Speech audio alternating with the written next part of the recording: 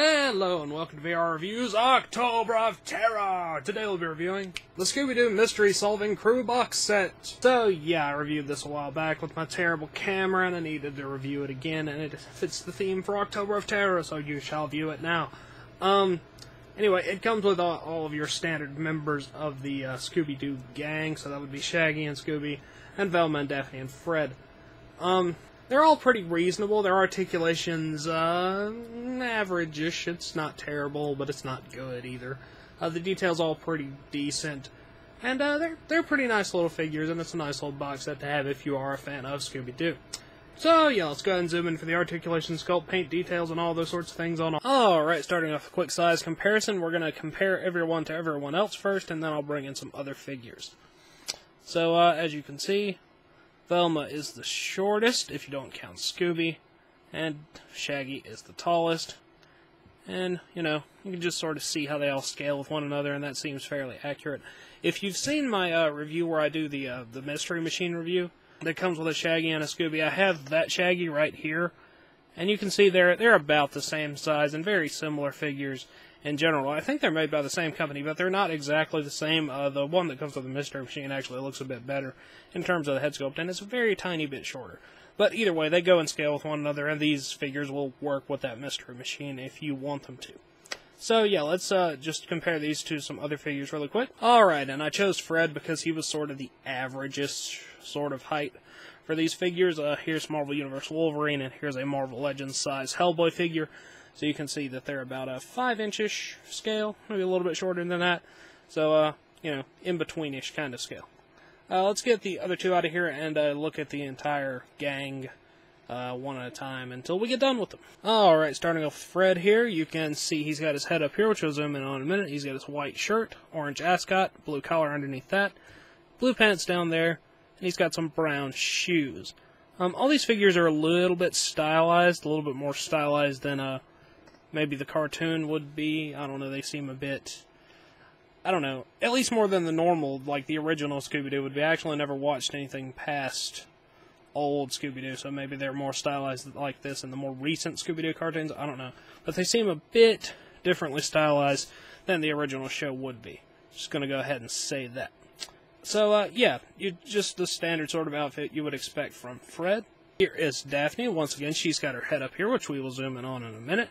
She has her little green scarf here, her purple sweater dress thing. I don't know if it's all one piece. She's got a skirt here too, and they've got some lighter purple bands. I guess that's lavender. I don't know.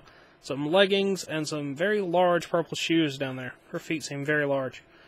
And flip her over on the back. Kind of detail you would expect to see. Back of her hair, things like that. Here is Velma.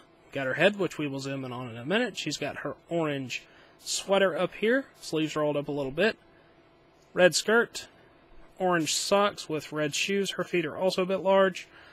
Over on the back, kind of detail you would expect. So yeah, that's Velma. Here is Shaggy, head up here, green shirt, low collar, bare arms, brownish, reddish pants, maroon maybe, blackish shoes. Over on the back, detail you would expect. And last but certainly not least, we have Scooby-Doo, who is brown. Head up here, zoom in on that in a minute. He's got his collar here, which we'll probably look at whenever we look at the head sculpt. Tail back here, of course he's got his dog legs down here, and he's got the occasional black spot on there, as he should. So yeah, now let's go through and zoom in on all of the head sculpts. Here is Fred's head sculpt. He's got a smile on his face. Eyebrows not quite entirely painted onto the sculpted parts, but for the most part it's a pretty decently painted head sculpt. It is a smaller figure, so sometimes it's harder to get all the details painted on there just right. There's a little side view, and yeah. Here's Daphne. Just standard sort of expression. She's got some pink lipstick on there.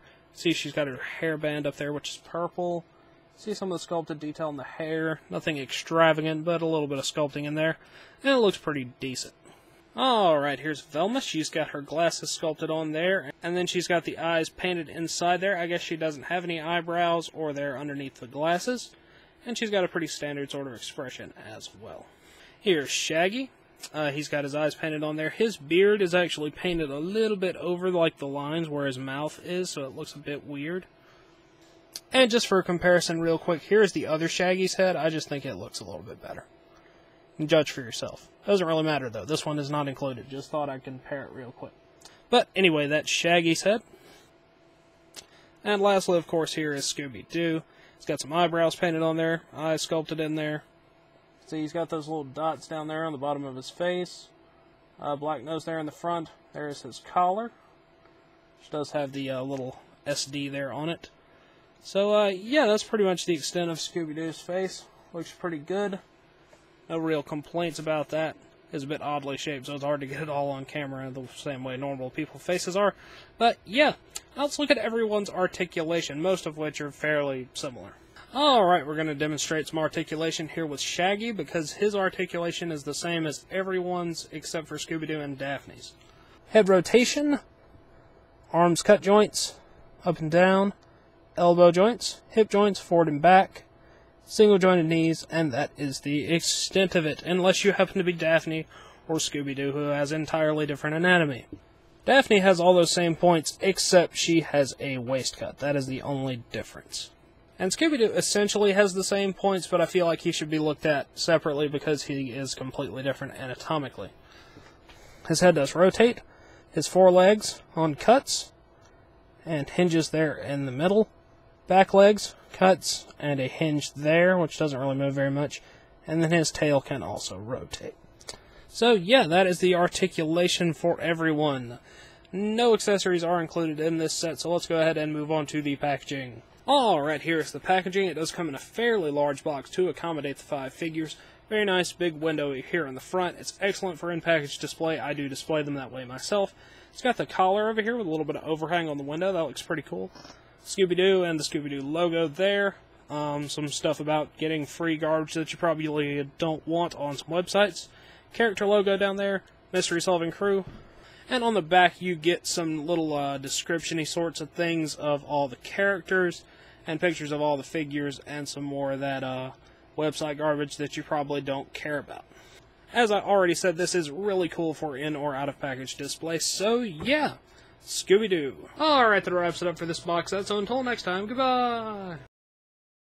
Hello, you've just watched one of my videos. Feel free to like, comment, and subscribe if you enjoyed my videos. If you didn't, run away and never return. Also, feel free to check out my other channels, Venom Raptor for all my variety gaming content, and VR Reviews for reviews of various action figures and collectibles. Thank you, and goodbye.